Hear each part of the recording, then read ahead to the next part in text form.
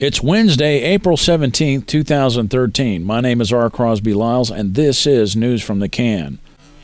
In his book, The Temper of Our Time, mid-20th century author Eric Hoffer famously said, "Every great cause begins as a movement, becomes a business, and eventually degenerates into a racket."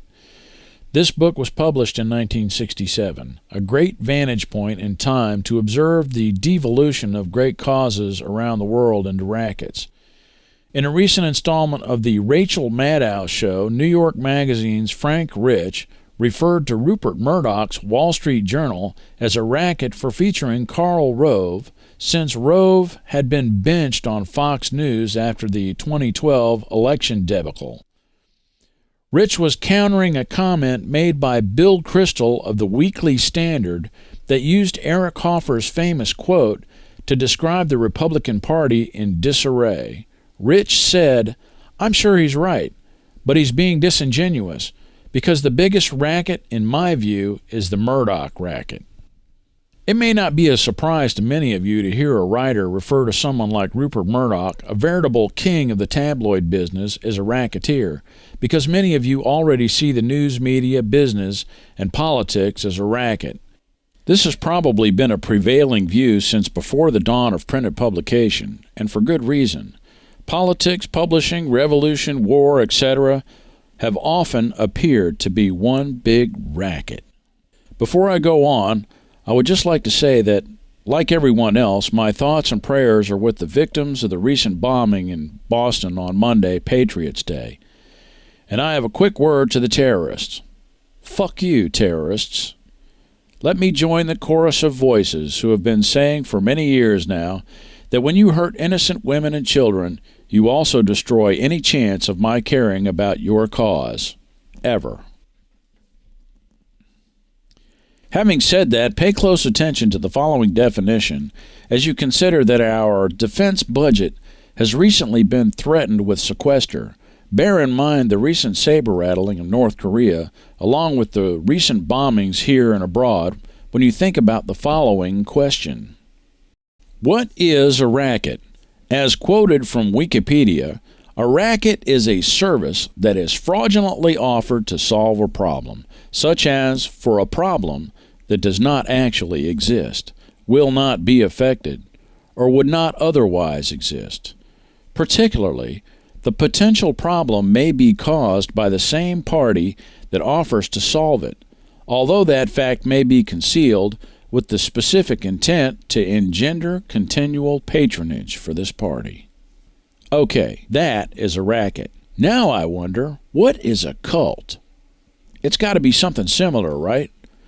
I thought I would get another pithy answer from Wikipedia, but I was surprised to find a little more historical perspective and nuance than I was expecting.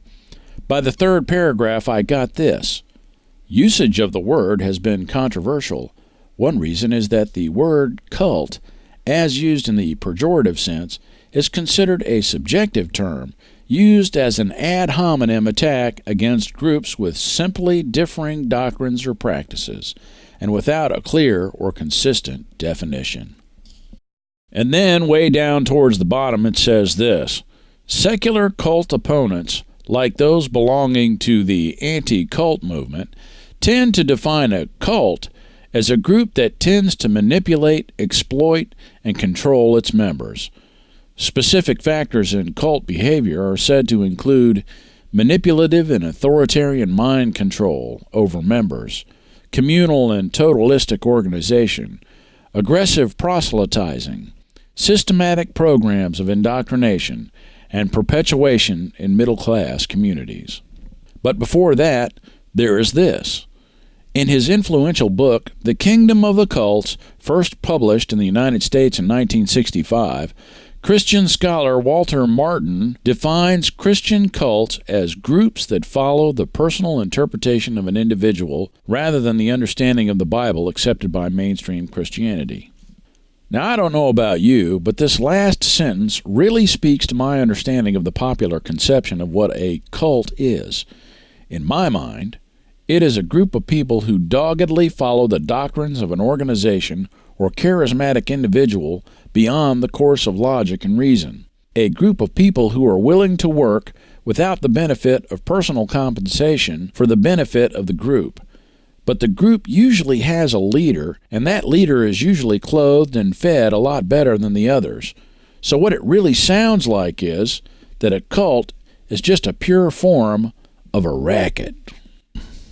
This brings us to Racket Master of the Month, Ted Anderson of Genesis Communications Network, or GCN. For those of you who don't know, GCN is an AM/FM radio network represented in over 750 markets across the United States. This network carries well-known talk show personalities like Alex Jones and lesser-known people like Josh Tolley. A common talking point amongst these largely libertarian-esque talking heads is that the big economic catastrophe is coming soon, so you better invest in something solid like precious metals. Then, of course, one of the main advertisers is Midas Resources Incorporated, a precious metals dealer. And to top it all off, Midas Resources is owned by none other than Ted Anderson. At this point, I could go off on the heavily trodden path of how fear is widely used to manipulate the masses into buying things they don't need, or voting a particular way, or whatever. These techniques are used by just about everyone, but there are two entities that I found particularly interesting. Lyndon Larouche is probably the king daddy of manipulative fearmongers still alive in the world today. Interestingly enough, he has been accused of running a cult for more than 40 years. Another 40-year-old organization that has been accused of being a cult is Jesus People USA. Similarities are that JPUSA has the oldest running commune, and LaRouche has communal facets to his organization. They both have been accused of mind control and physical abuse on members at some point in their history. I won't argue the validity of those claims, and I have no proof that these claims are true. There are certainly plenty of references available on both for you to decide for yourself. My point is that they both use fear to obtain their goals, and that ultimate goal is to control your mind. How I happen to draw a link between Lyndon LaRouche and Jesus People USA is through a video that I saw on YouTube entitled 4 April 2013, Russia Launches Surprise Military Exercise in Black Sea End Times. This video was on YouTube channel entitled You to Be Heaven Bound. What struck me about the video was the presence of black and Latino anchor people talking about the desperate need to impeach President Barack Obama out of fear that he was going to start World War III over our nuclear policy with Iran. The centerpiece for the video is Prime Minister of Russia Dmitry Medvedev saying, "I don't want to spook anyone, but," in reference to possible nuclear confrontation with the West over somewhat vague circumstances. You know as well as I do, if you really want to spook someone, just say these words, "I don't want to spook anyone, but." I started out by wondering if these particular people of color had happened to have read Uncle Tom's Cabin by Harriet Beecher Stowe, but I figured I'd better do some research before I stick my foot in my mouth. It is always best to get the big picture before you plunge right in. To my surprise, the video was produced by LPAC TV, LPAC TV, which is a Lyndon LaRouche production. I thought it was strange that a Christian YouTube channel would be running a LaRouche production until I examined other videos on their channel and found that they get video from virtually everywhere. They get stuff from sources as disparate as Fox News and PBS Frontline. You name it. If it's scary and end-timesy, they upload it. The next thing that was interesting was the volume of videos that these people were putting up. In the past 90 days, they uploaded 600 videos. Now, in order to do that at the level of quality that they are maintaining, you need a relatively large staff. You have to have teams of people looking for juicy media, someone to download it from its source and process it. Note, these videos are pristine with professional sound quality. And then, you need someone to upload it, title, and leave an appropriate description. No question about it, You to Be Heaven Bound is a large-scale media producing machine. Now I'm thinking, who are these people? They don't leave many clues.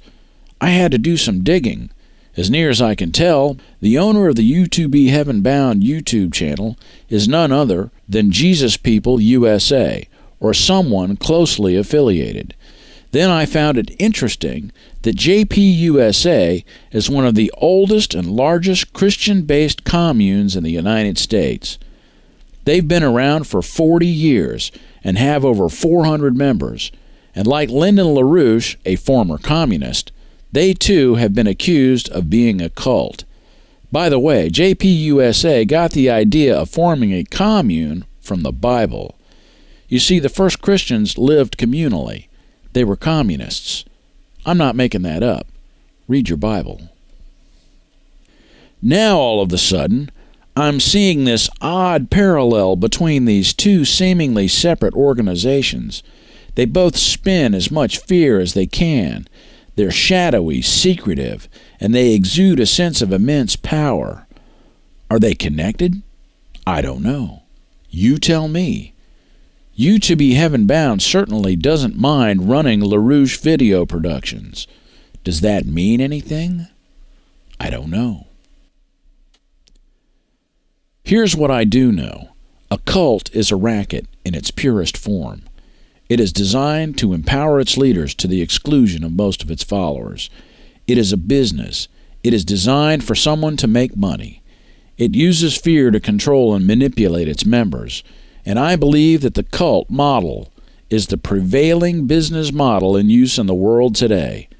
To see this in action, observe the language corporate enterprises use with their employees, or military trainers use with new recruits.